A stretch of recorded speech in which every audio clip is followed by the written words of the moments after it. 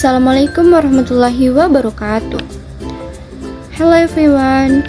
Di sini kami dari kelompok 2 ingin menjelaskan dan memaparkan materi kami dengan judul Prinsip Keseimbangan dengan mata kuliah hadis tematik dan dosen pengampu Haji Muhammad Iqbal Abdul Muin LC.MA. Adapun anggota dari kelompok kami terdiri dari 4 orang. Yang pertama, Sophie Arnold Vitasari dengan NIM 0104211007. Kemudian Nada Agustiani dengan NIM 0104211008. Selanjutnya ada Siska Astuti dengan NIM 0104211023. Kemudian ada Azza Akilah Tampu Bolon dengan NIM 0104211028. Mari kita mulai presentasinya. Baiklah, selanjutnya kita akan masuk ke pembahasan yang pertama tentang pengertian keseimbangan. Keseimbangan adalah kemampuan seseorang dalam mempertahankan segala sesuatu, baik itu sikap, tubuh, emosi, dan pikiran secara tepat dan bijaksana. Maka dalam hal ini keseimbangan berarti kemampuan dalam mengendalikan segala sesuatunya agar jangan sampai berlebihan maupun kekurangan. Namun, dalam hal ini keseimbangan yang dimaksud adalah keseimbangan antara dunia dan keseimbangan antara akhirat. Nah, selanjutnya itu keseimbangan dunia dan akhirat. Perilaku keseimbangan hidup di dunia dan akhirat adalah melakukan dan menyeimbangkan segala bentuk pola kegiatan kita dalam menjalani kehidupan ini dengan menjadikan akhirat sebagai tujuan hidup yang harus dicapai tanpa mengabaikan kehidupan dunia serta bekerja keras dalam menjalani kehidupan ini sesuai syariat. Makhluk yang Allah ciptakan di dunia ini berpasang-pasangan. Ada siang, ada malam, ada bumi, ada langit, ada matahari, ada bulan, ada insan laki-laki dan insan perempuan, supaya mereka saling kenal mengenal, saling menyayangi, mencintai, tolong menolong, memberi manfaat untuk mencari keridhaan Allah Subhanahu wa taala. Agar keseimbangan kehidupan seorang insan tercapai, dunia bahagia, akhirat bahagia, seperti diuraikan dalam riwayat Ibnu Asakir tentang keseimbangan hidup di dunia dan di akhirat. Bismillahirrahmanirrahim. Saya Azakila, pemateri kedua akan melanjutkan dari materi yang pertama, yaitu tentang hadis tentang prinsip keseimbangan. Rasulullah SAW mengajarkan keseimbangan antara dunia dan akhirat dengan prinsip keseimbangan yang mereka ajarkan. Umat manusia akan dapat menemukan jalan lurus dan jalan hidup yang benar serta terhindar dari sikap berlebihan dan meremehkan, sebagaimana hadis riwayat Ibnu Asakir dan Anas yang berbunyi Bismillahirrahmanirrahim, laisa bi khairukum man taraka dunya li khairati wala akhiratah lid dunya hatta yusibu minhuma jami'an fa inna dunya balagu ilal akhirah wala takunu kalla 'alan nas. Rawahu Ibnu Asakir an Anas, yang artinya bukanlah orang yang terbaik di antara kamu adalah orang yang meninggalkan kepentingan dunia untuk kepentingan akhirat. Islam tidak memandang baik terhadap orang yang hanya mengutamakan urusan dunianya saja, tapi urusan akhirat dilupakan. Sebaliknya, Islam juga tidak mengajarkan umat manusia untuk konsentrasi hanya pada urusan akhirat saja, sehingga melupakan kehidupan dunianya. Sabda Nabi Muhammad SAW bersabda yang berbunyi, amala la dunyaka ka'annaka ta'isha abada wa amila la kharitak ka'annaka tamuta ghoda, yang artinya kerjakanlah urusan duniamu seakan-akan kamu akan hidup selama-lamanya, dan laksanakanlah amalan akhiratmu seakan-akan kamu akan mati besok. Hadis riwayat Ibnu Asakir. Baiklah, di sini saya akan melanjutkan dari pemateri kedua, yaitu 3 hadis Abdurrahman bin Auf.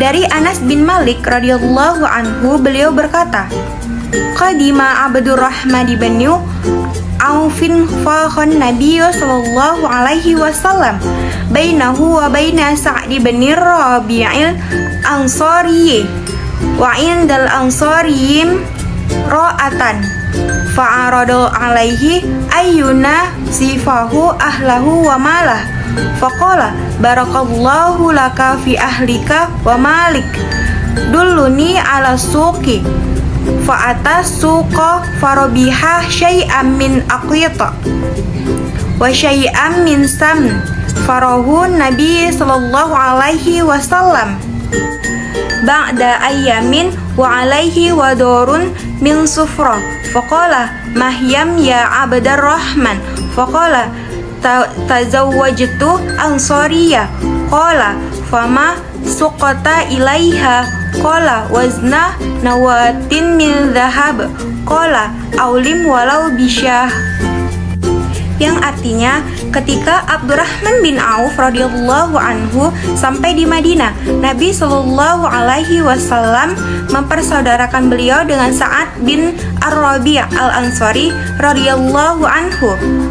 Dan ketika itu umumnya kaum Ansar memiliki 2 istri. Kemudian Sa'ad bin Ar-Rabi' menawarkan salah satu istrinya dan setengah dari hartanya. Abdurrahman bin Auf berkata, "Semoga Allah memberkahi keluargamu dan hartamu. Cukup tunjukkan kepadaku di mana pasar." Kemudian Abdurrahman datang ke pasar dan ia pun sukses berjualan akil, sejenis makanan dari olahan susu dan minyak samin.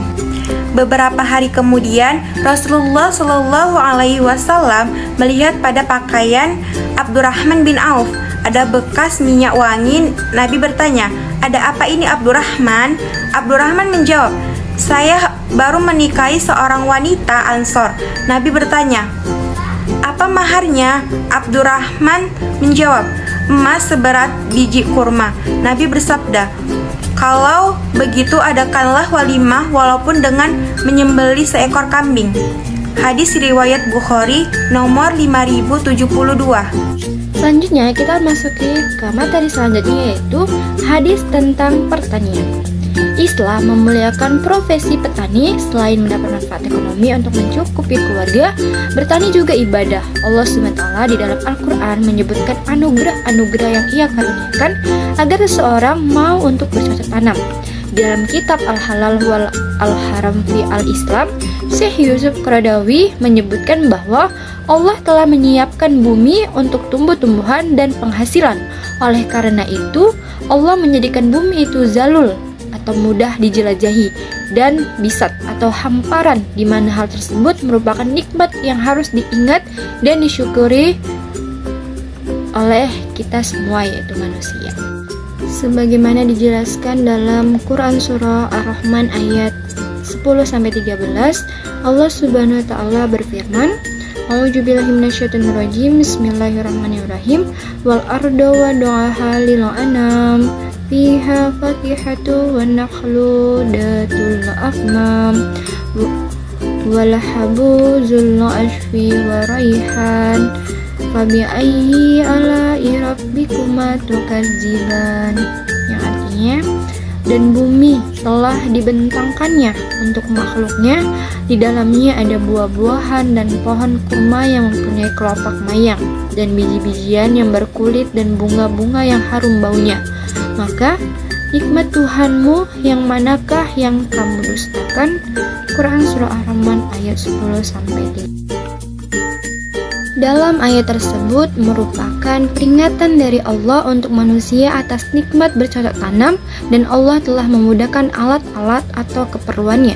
Rasulullah SAW pun bersabda, "Bismillahirrahmanirrahim. Amin muslimin yakhrisu khursan aw yazra'u zar'an fayaqulu minhu tayrun aw insanu aw bihimatun illa kana lahu bihi sadaqah." Rawahu Bukhari. Tidaklah seorang muslim yang menanam tanaman atau bertani, kemudian burung, manusia, ataupun binatang ternak memakan hasilnya, kecuali semua itu merupakan sedekah baginya. Hadis riwayat Bukhari. Hadis tersebut menjelaskan bahwa selama hasil tanamnya dimakan oleh burung atau hewan ternak atau dimanfaatkan oleh manusia, maka pahala tersebut tetap terus mengalir kepada pemiliknya meskipun ia telah meninggal. Baik, materi selanjutnya adalah mengenai hadis tentang menuntut ilmu. di mana kewajiban, manfaat, dan hikmah menuntut ilmu bagi umat Islam itu sudah banyak dijelaskan dalam hadis-hadis. Salah satunya tentang kewajiban menuntut ilmu. Dijelaskan bahwa menuntut ilmu itu wajib bagi setiap muslim laki-laki dan muslim perempuan. Sebagaimana bunyi hadis Talabul ilmi fariidatun ala kulli muslimina wal muslimat, yaitu artinya menuntut ilmu itu wajib atas setiap muslim. Hadis riwayat Ibnu Majah nomor 224 dari sahabat Anas bin Malik radhiyallahu anhu, disahihkan oleh Al-Albani dalam Sahih Al-Jami' As-Shaghir nomor 3913. Yang kedua, hadis tentang menuntut ilmu ini menjelaskan bahwa jalan menuju surga itu akan dimudahkan bagi setiap orang yang menuntut ilmu. Sebagaimana hadis Abu Hurairah radhiyallahu anhu, Rasulullah SAW itu pernah bersabda yang bunyi hadisnya itu, "Man salaka tariqan yaltamisu bihi ilman, sahalallahu bihi tariqan ilal jannah." Yang artinya, barang siapa yang menelusuri jalan untuk mencari ilmu padanya, Allah akan mudahkan baginya jalan menuju surga. Hadis riwayat Muslim. Selanjutnya, materi tentang hadis tentang menuntut ilmu ini menjelaskan juga tentang keutamaan ilmu yang bermanfaat, baik saat masih di dunia atau setelah wafat. Yang bunyi hadisnya adalah idza matal insanu inqata'a amaluhu illa min thalasin, shadaqatin jariyatin aw ilmin yuntafa'u bihi aw waladin shalihin yad'u lah. Yang artinya, jika seorang manusia meninggal, maka terputuslah seluruh amalnya kecuali atas 3 hal. Yang pertama itu ialah sedekah jariyah, ilmu yang bermanfaat, atau anak yang soleh yang berdoa untuknya. Hadis riwayat Muslim. Selanjutnya adalah hadis yang menjelaskan tentang warisan para nabi itu adalah ilmu. Hal ini sebagaimana dinyatakan di dalam hadis yang bunyinya, al-ulama'u warathatul anbiya'i wa innal anbiya'a lam yuwarrithu dinaran wala dirhaman walakin warasul ilma faman akhadha bihazzil wafirin. Yang artinya, para ulama adalah pewaris para nabi, maka sesungguhnya para nabi tidak mewariskan dinar ataupun dirham, tetapi mewariskan ilmu. Maka dari itu barang siapa yang mengambilnya, maka ia telah mengambil baginya yang cukup. Hadis riwayat. Baiklah, di sini saya akan melanjutkan dari pemateri kelima, yaitu keenam, hadis Uqbah bin Amir tentang peternak. Hadis riwayat Uqbah bin Amir radhiyallahu anhu, wa haddatsana Qutaibah bin Sa'idin haddatsana Laisun hawa haddatsana Muhammad bin Rumhin akhbarana Laisu ay Yazid bin Abi Habibin an Abil Khairi an Uqbah bin Amiri anna Rasulullah sallallahu alaihi wasallam a'tahu ghanaman yaqsimuha ala ashabihi dohaya fa baqiya atudun fadzakarahu li Rasulillah sallallahu alaihi wasallam faqala sahibihi anta qala Qutaibatu ala sahabatihi. Artinya, dan telah menceritakan kepada kami Qutaibah bin Sa'id telah menceritakan kepada kami Laits. Dalam jalur lain disebutkan telah menceritakan kepada Nabi kami Muhammad bin Rohm telah mengabarkan kepada kami Al-Laits dari Yazid bin Abu Habib dari Abu Al-Khair dari Uqbah bin Amir bahwa Rasulullah Shallallahu Alaihi Wasallam pernah memberikan kambing kepadanya supaya dia membagikannya kepada para sahabatnya. Setelah itu tidak ada yang tersisa melainkan seekor kambing yang masih muda. Lantas dia memberitahukannya kepada Rasulullah Shallallahu Alaihi Wasallam. Beliau bersabda, berkurbanlah dengannya. Qutaibah menyebutkan atas para sahabatnya. Sahih Muslim nomor 3633. Sekian pembahasan dan pemaparan